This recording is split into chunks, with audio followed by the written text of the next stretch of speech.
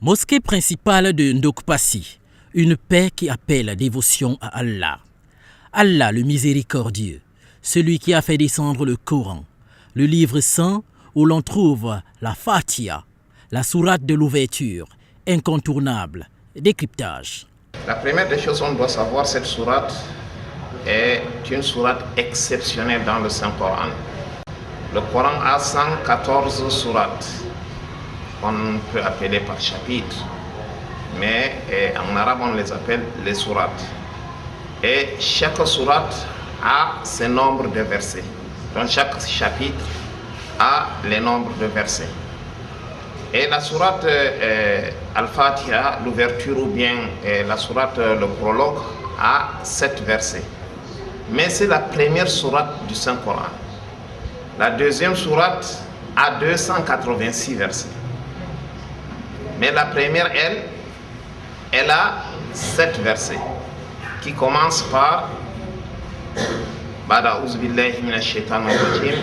Là, c'est la règle de la lecture du Saint-Coran. Ça ne fait pas partie de la sourate. Et Allah le Très-Haut nous dit dans le Saint-Coran Iza quri'a al-Qur'an fastami'u lahu wa ansitu la'allakum turhamun.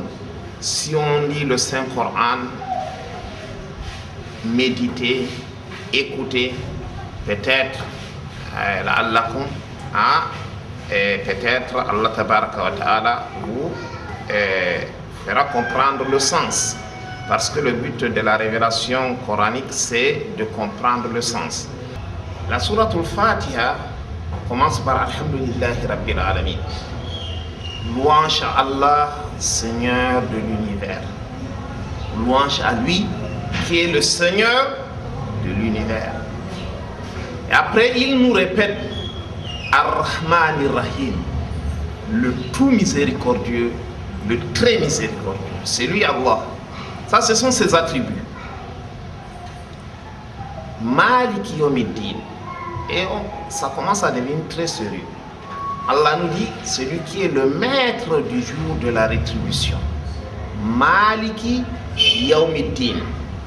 Le maître, le seul maître, parce que ce jour-là, tous ceux qui prétendent être rois, qui prétendent être dominateurs de ce bas monde, qui prétendent être des tyrans, ce jour-là sont humiliés. Le seul maître, dans un hadith, quand on soufflera, il y a d'abord le premier souffle qu'on soufflera sur la trompe, et c'est tout le monde qui va mourir, tout le monde, ceux des vivants sur terre. Et la deuxième, maintenant c'est tout le monde qui va ressusciter. Donc il n'y aura plus de mort. Et en ce moment-là, Allah lancera un appel. Walillahi mulk. À qui appartient la royauté aujourd'hui? Et on a dit, cet appel-là est lancé 40 ans, d'une période de 40 ans. Aucune réponse. Silence total. Même les anges n'ont pas le droit de répondre. Et c'est le Seigneur créateur, le Très-Haut, qui répondra, disant Lillahi al-Wahid al-Qahhar.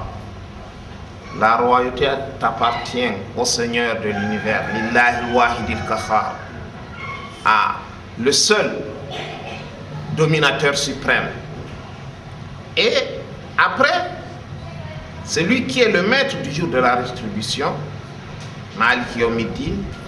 Et après maintenant, on commence à parler du Tawhid. Le Tawhid c'est quoi? C'est la base de notre foi. Sans Tawhid, l'islam n'existe pas. Iyyaka na'budu wa iyyaka nasta'in. C'est toi que nous adorons et c'est toi que nous implorons secours. Et ça ne limite pas là. Le Seigneur créateur, le Très-Haut, nous dit encore, verset suivant, puisque ça a 7 versets. Now, comme vous l'avez mentionné dans l'introduction, les 7 répétés, les 7 versets répétés. Et par après, Allah tabaraka wa ta'ala dit Maliki Yawmiddin, Iyyaka na'budu wa iyyaka nasta'in. C'est toi que nous adorons et c'est toi que nous implorons secours. Ihdina siratal mustaqim. guide-nous sur la voie droite. Imaginez un peu comment est-ce qu'une seule personne qui prie, mais il ne dit pas guide-moi, il dit guide-nous. Ça veut dire, la guidance là, ce n'est pas individuel. Oui, la guidance n'est pas individuelle. Et ça, c'est depuis les temps, c'est depuis Adam. La guidance n'est pas individuelle. Quand il a demandé pardon, qu'est-ce qu'il a dit, Adam?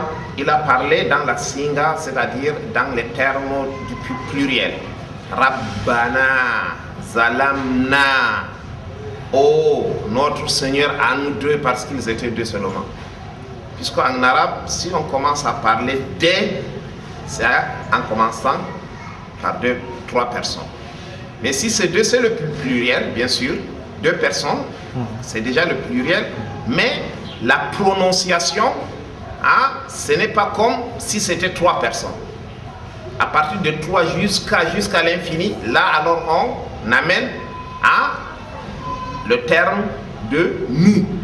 Mais à partir de deux personnes, on dit guide-nous deux. Ô Seigneur, guide-nous deux. Ô Seigneur, nous avons fait du tort à nous deux. Zalamna anfusana wa illam tanfir lana. Et si tu ne nous pardonnes pas nous deux, lanakunanna minal khasirin. Nous serons certes parmi les perdants. Et dans nul document céleste, on trouvera cette sourate noble, sauf dans le Saint-Coran. Raison pour laquelle le messager alayhi salatu wassalam a dit dans un de ses récits prophétiques que vous avez, Allah vous a donné les 7 répétés, comme les 7 masaniya, les 7 répétés, et le Coran al-Azim et le Saint-Coran. Et cette sourate, c'est une sourate qui est incontournable dans la prière. Obligatoire que prière surérogatoire. C'est une sourate non seulement qui nous appelle vers l'unicité d'Allah, qui nous appelle à être reconnaissants envers le Seigneur créateur, le Très-Haut, non seulement qui nous appelle à tuer nos égos, parce que l'être humain a cette maladie-là, et qui nous appelle aussi à l'adorer sans l'associer, en le remerciant, à être, je vais dire, à être vraiment reconnaissant, montrer ces signes de gratitude envers ce Seigneur créateur le Très-Haut. Et à la fin du surat, quand on dit guide-nous sur la voie droite, Ihdina surat al-Mustaqim, guide-nous sur la voie droite, surat al-Ladina an'amta alayhim. La voie de ceux dont tu as comblé de tes bienfaits. Qui sont-ils? Ce sont les prophètes, ce sont les envoyés et ce sont les pieux. Ce sont eux qu'Allah a comblés de ses faveurs, de ses bienfaits, de ses grâces. Et non de ceux qui ont encouru ta colère. Qui? Ce sont les Juifs, parce qu'ils ont encouru la colère divine. Qu'est-ce qu'ils n'ont pas fait? En tuant les prophètes, en altérant le livre céleste, en écrivant de ce qui n'existe pas en religion, non seulement en aussi mentant sur le prophète de Jésus, paix et salut de Dieu sur lui. Donc eux, ils ont encouru la colère divine. C'est pour cela qu'on dit Ngayril Makdoubi alayhi. Pas ceux qui ont encouru ta colère. Ngayril Makdoubi alayhim waladdallin. Et non les égarés. Dieu n'a pas besoin d'enfants. Dieu, il suffit de dire à une chose soit, et la chose est. Il a créé notre père Adam sans père ni mère. Il a créé notre mère Hawa, on peut dire avec la côte de Adam. On peut dire peut-être, mais ce n'est pas son père. Elle aussi, elle n'a pas de père, elle n'a pas de mère. C'est l'os d'Adam. Donc Dieu veut nous montrer par là qu'il peut créer une personne à base d'une femme sans père. Il crée ce qu'il veut. Donc, et à la fin du verset, de la sourate, on dit Amin, qui veut dire Amen en français. On l'appelle aussi les 7 répétés. Et elle se dit à chaque prière, fût-elle à 2, 3 ou 4 rak'at, et à chaque rak'at, entendez, unité de prière. Mais pourquoi? La sourate occupe, comme je l'avais mentionné, une place clé dans la lecture du Saint-Coran par ordre, parce que c'est la première sourate. Et ce n'est pas la première sourate à être révélée, parce qu'il y a des sourates, on va trouver dans le Saint-Coran, pré-Hégire, post-Hégire. Donc, les pré-Hégire, ce sont des sourates révélées à la Mecque. Les post-Hégire, ce sont des sourates révélées à Médine. Les savants disent que cette sourate a été révélée 2 fois. Ça, ce sont leurs avis. Mais ce qui est vraiment convaincant, tout à fait logique, cette sourate a été révélée à la Mecque. Même si elle a été révélée encore à Médine, c'est sous la même forme. Il n'y a eu rien d'alternance dans cette sourate.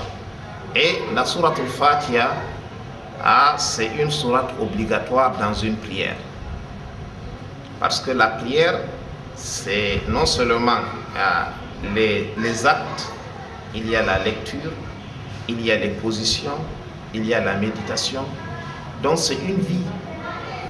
Donc on passe par les versets, on passe par les glorifications, on passe par les louanges, on passe par les actes en s'inclinant, on glorifie Seigneur Créateur le Très-Haut en inclinaison, et par après on passe par les prosternations, on le glorifie, on le loue, on l'invoque, on l'évoque. Et tout cela, c'est pour avoir sa miséricorde divine, pour avoir son pardon, pour avoir son agrément. Mais la sourate, la Fatiha, qui est la première sourate en ordre dans le Saint-Coran, pas en ordre de révélation, qui compte 7 versets, c'est une seule. Quelqu'un peut lire du début jusqu'au 6e verset et il laisse le 6e verset, sa prière est invalide. On ne néglige pas cette sourate. Non. Donc c'est une sourate respectée dans le Saint-Coran, par les hadiths prophétiques qui le confirment. Et on doit non seulement lire la sourate, comprendre aussi le sens de la lecture.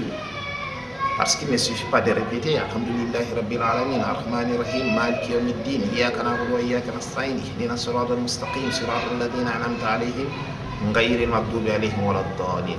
La langue arabe, c'est une langue, on peut dire, si quelqu'un ne maîtrise pas la grammaire arabe, peut commettre des erreurs qui peuvent changer automatiquement le sens du verset. Il faut prêter attention. Cela ne demande pas toute une vie de connaissances, mais un peu de temps, s'approcher des personnes qui maîtrisent, qui ont la science, pour pouvoir ne serait-ce que maîtriser la lecture de ce qu'on adore le Seigneur Créateur avec. Parce que Allah, lui, il ne s'adore pas avec ignorance. Raison pour laquelle en islam, l'ignorance est le plus grand péché. Okay, d'accord. Quelqu'un qui ignore Dieu, ce n'est pas quelqu'un qui prend une idole et vient placer là. En adorant le Seigneur Créateur le Très-Haut, est-ce que dans son adoration, du début jusqu'à la fin, il maîtrise le Seigneur Créateur le Très-Haut? C'est qu'il lit durant l'adoration. A-t-il cette maîtrise-là? Il comprend bien ce qu'il dit. Maintenant on parle, vous me comprenez? Et si je parle, vous ne me comprenez pas, alors c'est autre chose. Dieu n'a pas besoin de traducteur. Et on commet l'erreur, là alors c'est grave. Donc raison pour laquelle on lance un appel à nos frères et sœurs et à nos téléspectateurs de faire des efforts pour bien comprendre leur religion, avoir la maîtrise de l'islam, c'est quoi? C'est la maîtrise des actes d'adoration qu'on pratique, non seulement journalièrement, non seulement annuellement comme le jeûne, non seulement durant toute la vie comme le pèlerinage, et après quelques jours on peut le dire ainsi, non seulement la zakat, etc., doit avoir la maîtrise, le tawhid, l'unicité d'Allah. On commence par le tawhid, et après la prière, et après le jeûne, comme on a classé les piliers de l'islam. Au fur et à mesure, on est la maîtrise. Nous ne sommes pas appelés à tous être des grands savants. Là, chacun doit être grand savant des actes d'adoration qui sont obligatoirement prescrits sur lui. En quoi est-elle donc différente ou supérieure aux autres sourates? C'est la révélation de la sourate al-Fatiha. Parce qu'on a dit, sans Fatiha, il n'y a pas de prière. Il n'y a pas une sourate qui peut remplacer la Fatiha. Il n'y a pas cette sourate-là dans le Saint-Coran. Mais après la Fatiha, on peut lire n'importe quelle sourate après la Fatiha. C'est clair, une prière sans la Fatiha n'est pas une prière, mais une perte de temps et au mieux une ruine de l'âme. Je remercie notre émission Carrefour de religion et à tous nos frères et sœurs qui nous suivent à travers cette émission. Que la paix divine soit sur eux et nous ne cesserons jamais d'implorer le Seigneur Créateur, le Très-Haut, de nous donner plus d'amour du prochain pour nous permettre de vivre ensemble. Je ne vois pas la raison pourquoi est-ce qu'on peut prendre une arme et aller tuer son frère à cause des intérêts égoïstes de ce bas monde. Parce que tout ce qu'on voit, on le laissera un jour. Ceux qui ont vécu avec les colons, où sont-ils aujourd'hui? Ils ont revendiqué, ils ont fait tout, ils sont où? Ils sont morts. Et ceux qui revendiquent aujourd'hui doivent savoir qu'eux aussi ils sont bons. Revendiquer une chose de droit n'est pas interdit, mais on doit revendiquer de la bonne des manières. Voilà l'appel qu'on lance à tous nos frères qui nous suivent de par le monde, de l'autre côté, surtout du côté du nord-ouest, sud-ouest. Que la paix soit sur eux, et nous sommes toujours leurs frères. Et ils doivent réclamer leurs droits, ils doivent réclamer ce qui leur vient de droit, mais de la plus bonne des manières. Et que Dieu bénisse notre communauté, notre pays, que Dieu bénisse notre émission, que Dieu bénisse nos frères de toutes parts. On les appelle, on rêve de les voir eux tous réunis autour d'une table en train de négocier en tant que frères pour trouver une solution à nos fils et à nos arrière-petits-fils, Inch'Allah. Que Dieu nous assiste.